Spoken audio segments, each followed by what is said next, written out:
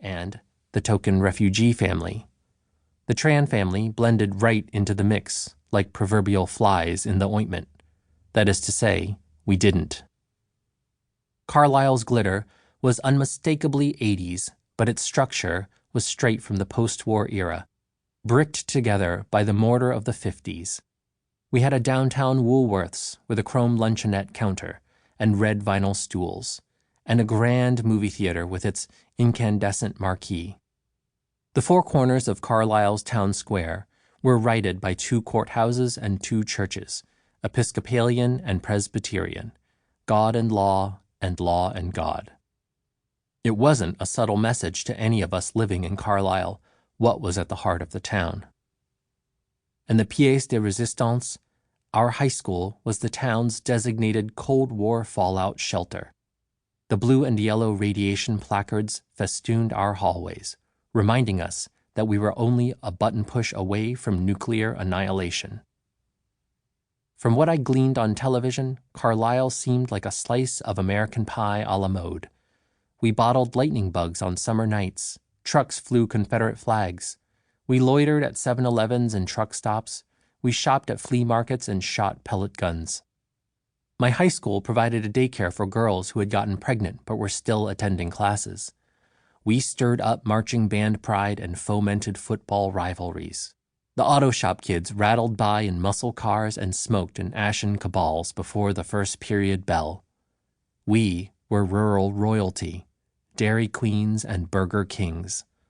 This was small-town PA, poorly read, very white, collar blue. So where did the immigrant Vietnamese kid fit into all of this? By junior year, I had spent the last 11 years of school clawing my way to acceptance, at least in my own mind. As the only Asian kid in my classes in school through 8th grade, and then one of the very few in high school, I had been taunted and bullied in those early years. The blatant playground racism I bore in elementary school dipped below the surface in middle and high school, but it was always rippling under the social currents. I believed that I was bullied because I was Vietnamese, so I did the math for my survival. Be less Asian, be bullied less. Armed with this simplistic deduction, I tried to erase my otherness, my Asianness, with an assimilation, an Americanization, that was as relentless as it was thorough. My plan for assimilation was a 2-pronged attack, top-down and bottom-up. The top-down assault was my attempt at academic excellence. In the trenches of high school warfare, honor roll and National Honor Society shielded me. Even if I felt like a social pariah in my classes, at least I would have a better vocabulary than these Philistines. I realized that there was some prestige in being smart, or at least appearing smart. Sounding smart was not the same social Teflon as being good-looking or athletic or funny, but hell, if someone could give me some props for being good at school, I would take nerd props over no props at all. I got 0 props for being Vietnamese or bilingual or a refugee. Operation Sound Smart commenced.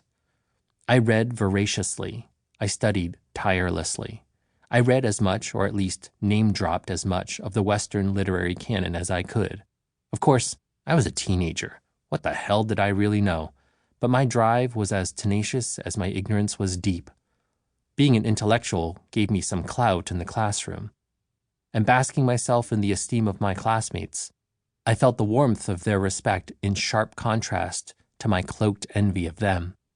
They belonged in a way that I never could, and their regard for me was sweet and sour. How Asian. Then I hit the jackpot. Triple cherries. Working at my town's public library as a library page, I bought a discarded copy of Clifton Fadiman's The Lifetime Reading Plan. In the Lifetime Reading Plan, Fadiman listed and summarized all the books that he thought educated, cultured Americans should read over their lifetime, beginning with the Bible and ending with Solzhenitsyn. The plan listed the books and presented Fadiman's synopses of the book's merits and his justification for their obvious place in the Western canon.